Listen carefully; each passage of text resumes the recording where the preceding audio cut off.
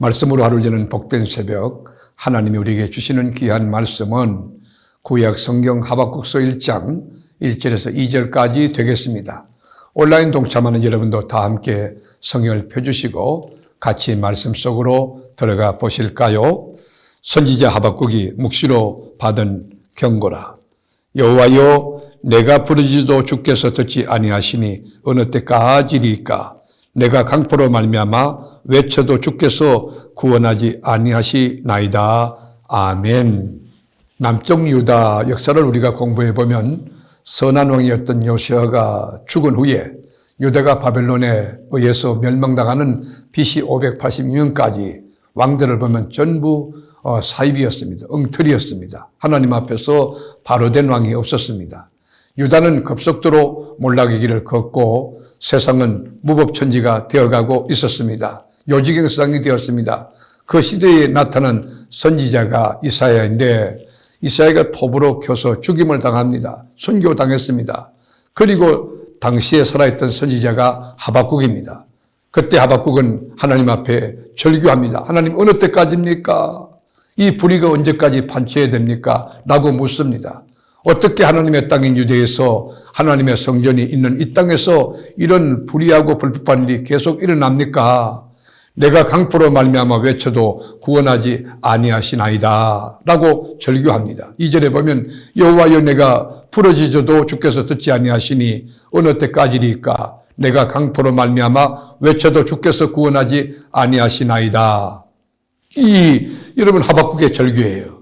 백성들을 향하여 죄를 지적하고 하나님께 돌아오라고 외치며 백성들을 일깨워 주려고 했지만은 백성들은 미동도 하지 않았어요. 눈 하나 깜짝하지 않았습니다. 듣지 않았습니다. 순종하지 않았습니다. 하나님의 말씀으로부터 점점 멀어져 가는 것을 보면서 하박국은 위기의식을 느꼈습니다. 무력감에 빠져 있습니다. 그래서 하박국은 하나님을 향하여 강하게 거칠게 항의합니다. 4절에 보면 이러므로, 이 말은 뭐예요? 하나님이 이런 불의를 가만히 두고 계시기 때문에 하나님의 율법을 지푸라기처럼 여기고 저들이 듣지 않는다. 그런 이야기가 되는 것입니다. 벌을 줄 자에게 벌을 좀 주시고 심판할 자를 강력하게 심판하셔야 하나님의 권위가 서고 하나님을 두려워할 것 아닙니까?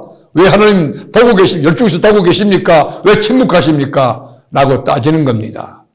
우리는 가끔 신앙과 교회적 가치들이 교회에서만 통하는 거지 세상 가서 통하지 않는다 라는 생각을 가지며 절망을 우리가 느낄 때, 절망감을 느낄 때가 있습니다.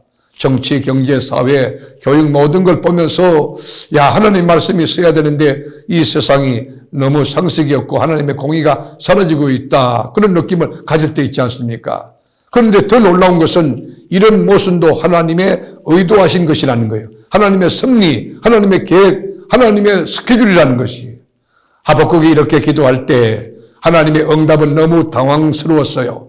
내가 하는 것을 네가 본다면 너는 보고 놀라고 또 놀랄 것이다.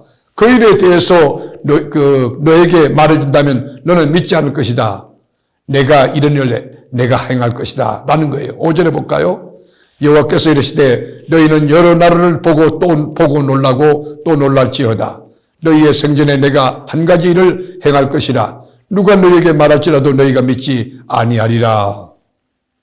하나님이 행하고자 하는 그 일들 계획이 뭘까요? 아수르를 무너뜨리고 신흥 강대국으로 부상하고 있는 바벨론 군대를 일으켜서 유다를 망하게 하시겠다는 것입니다.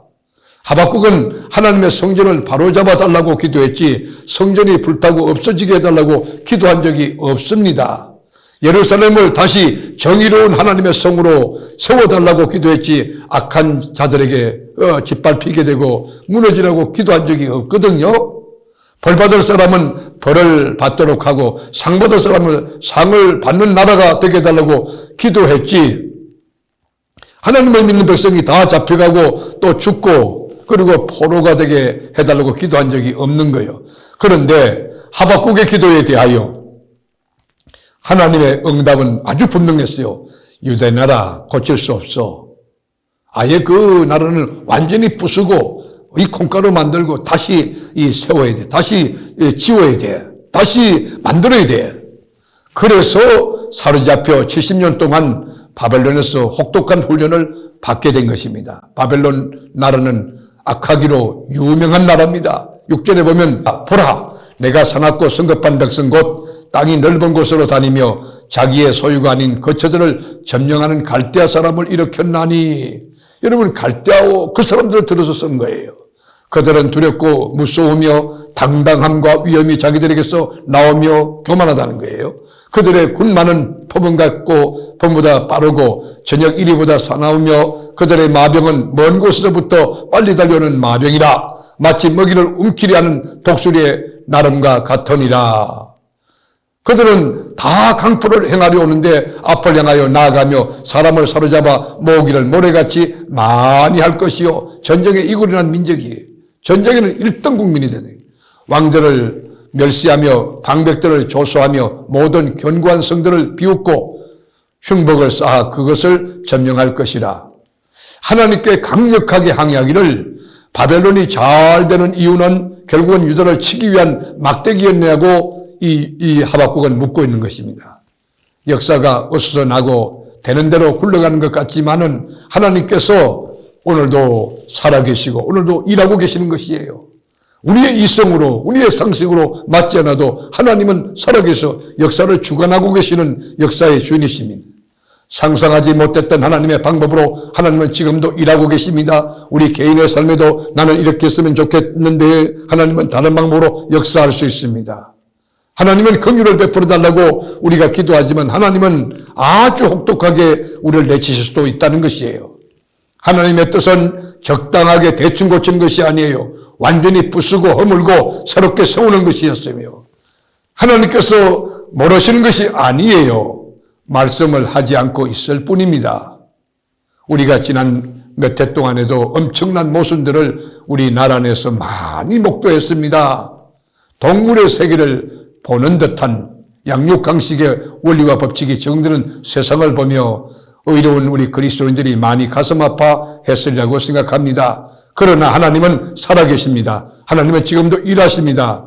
하나님의 일을 우리가 잘 알지 못하기 때문에 그렇지 하나님은 완벽하게 온전하게 일하시는 것입니다. 하나님의 일은 제대로 잘 되게 되어 있습니다. 현실은 매우 비극적이고 답답하지만 하나님이 주신 해답으로 인하여 심장이 터질 것 같은 그런 찬송을 하나님께 드리며 이 하박국은 끝을 맺습니다. 얼마나 멋진 결론입니까? 여러분, 세상이 없다든지 우리가 끝까지 지켜야 할 것은 믿음으로 사는 것이며 진리 안에 사는 것입니다.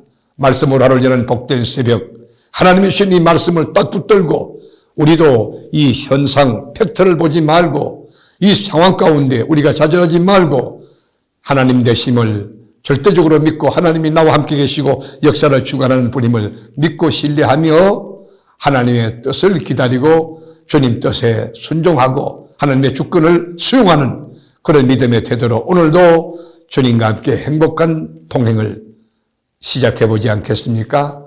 기도하겠습니다. 주님, 인간의 생각으로 납득이 안 되는 너무 어려운 상황과 사건이 벌어질지라도 하나님은 온전하시고 하나님은 옳고 하나님은 완벽한 해답이시오니 주님의 주권을 신뢰합니다. 오늘도 주님 일하시옵소서. 내 뜻대로 되지 마옵시고 아버지 뜻이 내 가운데 우리 가정에 우리 교회에 우리 역사에 우리 조국 대한민국에 이루어지게 하옵소서.